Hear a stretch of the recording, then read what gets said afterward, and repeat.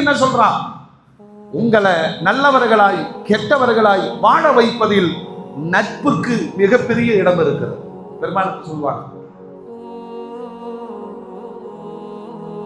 அத்தர் விற்கிற கடை தெருவுக்கு நீங்க போனீங்கன்னா அத்தரே வாங்காட்டியும் சரி, வெளியே வரும்போது உங்களோட மனம் வீசும் தான்.